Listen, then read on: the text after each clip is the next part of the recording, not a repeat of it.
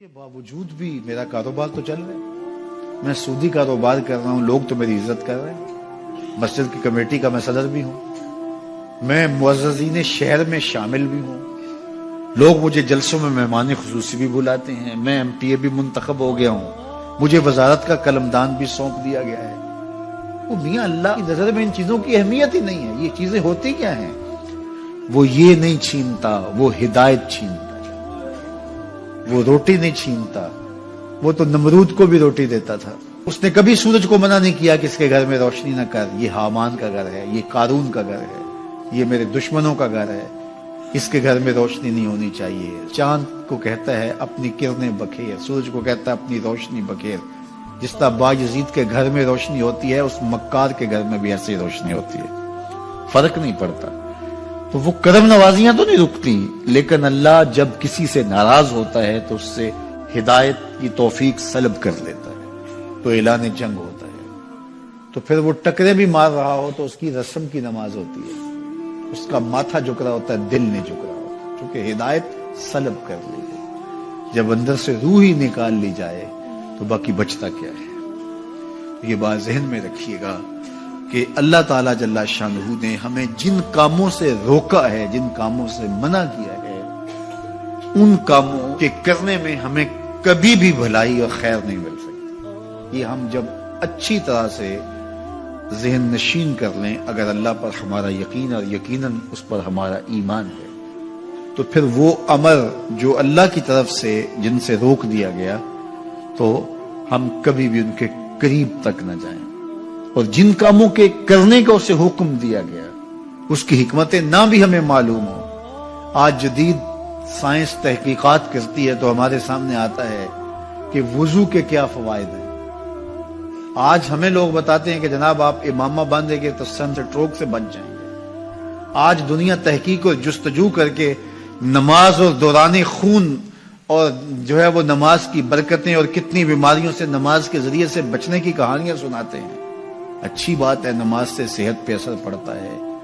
یہ اچھی بات ہے کہ وضو سے بہت ساری بیماریوں سے نجات ملتی ہے. یہ اچھی بات ہے کہ سر پہ امامہ باندھ لے تو سن سٹروک سے بچ جاتے ہیں. یہ اچھی بات ہے کہ آپ روزہ رکھتے ہیں تو کینسر جیسے امراض سے آپ کا بچاؤ ہوتا ہے. یہ اچھی بات ہے کہ فلاں عمل کرتے ہیں تو فلاں ہوتا ہے. لیکن صاحب, ہم سن سٹروک سے بچنے کے لیے امامہ نہیں باندھتے, ہم محمد عربی کی ادا کے لیے باندھتے ہیں. دوران خون کے لیے نماز نہیں پڑھتے, ہم رب کے حضور سجدہ ریزی کے لیے اس کے حضور اپنی نیاز مندیوں کا سر جھکاتے ہیں. تو حکمتیں بھی ہیں, وہ برکتیں ذیل میں آتی ہیں. تو یہ بات ذہن میں رکھیے گا. غزنوی کا وزیر اس سے حسد کرتے ہوتے تھے کہ اس میں کیا خصوصیت ہے کہ بادشاہ اسی کو اہمیت دیتا ہے. ایک دن بادشاہ نے کوئی تربوز کاٹا, کوئی خربوزہ کاٹا یا کوئی اور ایسی چیز تھی, تو جس کو بھی دیا تو وہ کڑوا تھا, تو اس نے چوہی چکھا تو پھینک دیا. اور پھر بلایا یاس کو اور اس کو کاٹ کے اس کی پھانک دی, تو ایسے لطف سے کھانے لگا کہ جیسے اس سے لذیذ کبھی پھل زندگی میں دیکھا نہ ہو. تو سارے اندر ہنس رہے تھے, ایک دوسرے کو آنکھوں سے اشارہ کر رہے تھے, یہ دیکھو بے وقوف. تو بادشاہ رک گیا اور کہا کہ ایاز, یہ جو فروٹ تم نے کھایا ہے یہ میٹھا تھا یا کڑوا؟ کہا بادشاہ سلامت کڑوا. تو کہا پھر اتنے ذوق سے کیوں کھایا؟ کہا کہ اس ہاتھ سے میں نے میٹھی نعمتیں کھائی, آج کڑوی ملی ہے تو تھوک دوں؟ کہا ایسا نہیں ہو سکتا. تو میاں کڑوا ہو تو وہ بھی قبول کیا جائے, نفس پہ شاک ہو. کڑوی وہ چیز ہوتی ہے جو نفس پہ شاک ہوتی ہے, نفس کرنا نہیں چاہتا, لیکن اس کے باوجود تمہارا دل کہے نہیں یہ مالک کی طرف سے ہے. سخت سردی ہے, گرمی کی شدت ہے, پانی ٹھنڈا ہے اور موسم سرد ہے, پانی گرم ہے اور موسم بھی گرم ہے, رات کا پچھلا پہر ہے, تھکے ہوئے ہیں, لیکن آپ اس کے باوجود بھی اپنے رب کے حکم کو بجا لاتے ہیں. نفس پہ شاک ہے, لیکن سینے میں ٹھنڈ ہی نہیں پڑتی جب اس کے حضور سجدہ ریزی نہیں کر لیتے. تو اس کے حکموں کو بجا لانا اور اپنے نفس کو پیچھے کر دینا اور اپنی خواہشات کے گلے پہ چھری پھیر دینا اور مالک کی رضا میں اپنے آپ کو گم کر دینا, یہی زندگی ہے اور یہی بندگی ہے. تو اس لیے مجھے اور آپ کو اس بات پہ غور اور تدبر کرنا چاہیے کہ ہم اس مختصر زندگی کو اللہ کے احکام کی مطابقت میں گزارنے کا عزم کریں، وہ بات چھوٹی سے چھوٹی ہو یا وہ بات بڑی سے بڑی ہو، وہ احکام ہماری زندگی کے اندر نافذ العمل ہو۔ میں پھر وہ بات کہوں گا جو بار بار کہتا ہوں کہ میرے بزرگ ہم سے کہا کرتے تھے، یہ نہ ہو کہ لوگ تمہیں پوچھیں تم کون ہوتے ہو اور تمہیں بتانا پڑے کہ ہم مسلمان ہوتے ہیں۔ فرمایا کرتے تھے صاحب نہ کسی کو پوچھنا پڑے نہ تمہیں بتانا پڑے، تمہاری وضاحت، تمہارا طرز زندگی، تمہارا انداز معاشرت ایسا خوبصورت ہو، تم دور سے آ رہے ہو لوگ پہچان کے کہیں وہ دیکھو محمد عربی کا غلام آ رہا، تم شکل سے پہچانے جاؤ، تم کردار سے پہچانے جاؤ، تم وعدے سے پہچانے جاؤ۔ کتاب کا نام ہے بشر القیب فی لقاء الحبیب۔ حضور علیہ الصلوۃ والسلام کی ملاقات کے حوالے سے یہ کتاب امام سیوطی علیہ رحمہ کی مصنفہ ہے۔ اس میں ایک واقعہ انہوں نے لکھا کہ ایک شخص قبر میں اترا اور نکیرین آئے اور سوال و جواب کا سلسلہ کیا، من ربوں کا، ما دینوں کا۔ اچھا، اس کی داڑھی میں چند بال سفید تھے جن کو وہ مہندی لگایا کرتا تھا۔ تو جب منکر نے کہا کہ من ربوں کا، تو نکیر نے اس کا ہاتھ پکڑ کے پیچھے کھینچتے ہوئے کہا اس سے سوال پوچھ رہا ہے، تو دیکھ نہیں رہا اس کی داڑھی میں اسلام کا نور چمک رہا ہے، اس کی داڑھی میں اسلام کا اجالا تمہیں دکھائی نہیں دے رہا، تو تمہاری وضع قطعی ایسی ہو کہ فرشتے بھی دیکھیں کہ یہ حضور کا غلام آ رہا ہے۔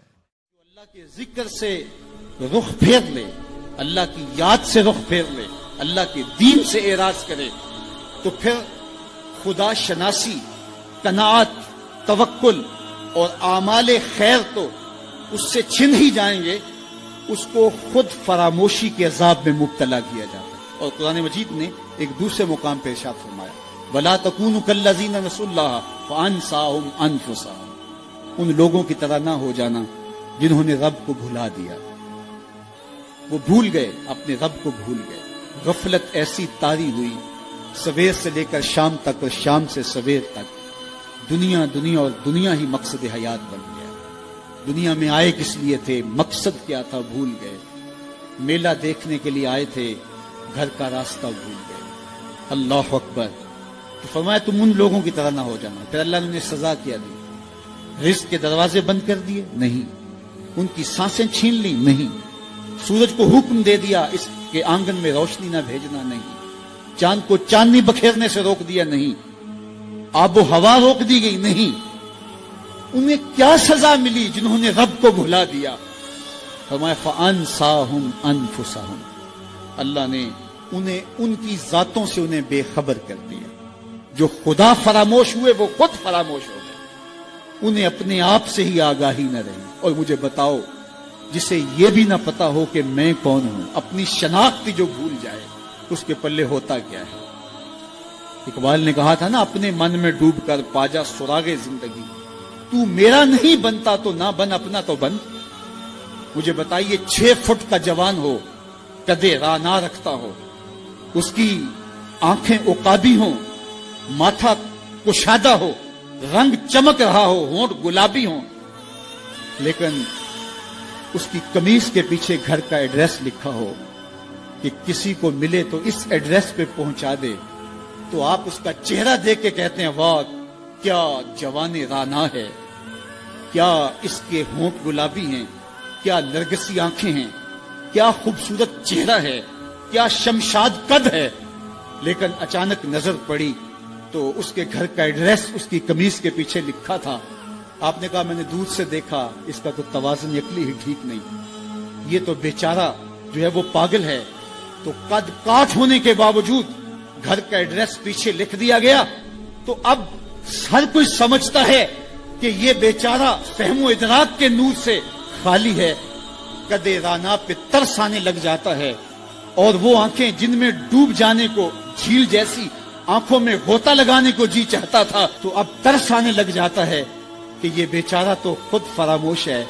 اللہ فرماتا ہے جس نے رب کو بھلا دیا، تم یہ نہ دیکھو اس کے بنگلے کتنے ہیں، یہ نہ دیکھو اس کے پاس کوٹھیاں کتنی ہیں، یہ نہ دیکھو اس کی چمکتی ہوئی کتنی لمبی گاڑی ہے, یہ نہ دیکھو کہ عالی نسب ٹاؤن کے اندر اس کا گھر ہے, یہ نہ دیکھو اس کا بینک بیلنس کتنا ہے, ہاں یہ بھی نہ دیکھو اس کے پاس وزارت کا قلم دان ہے, یہ بھی نہ دیکھو کہ یہ وزارت عظمیٰ کی کرسی پہ بیٹھا ہوا ہے, یہ بھی نہ دیکھو کہ اقتدار کی مستق پہ جھولتا ہے, یہ بھی نہ دیکھا ہو کہ یہ ڈائس پہ کھڑے ہو کے نعرے لگاتا ہے, لوگ آگے سے جواب دے کے واہ واہ کے ڈونگرے برساتے ہیں. کہا اس کی قمیض کے پیچھے لکھا ہوا ایڈریس پڑھ لو, فَأَنْسَاهُمْ أَنفُسَهُمْ.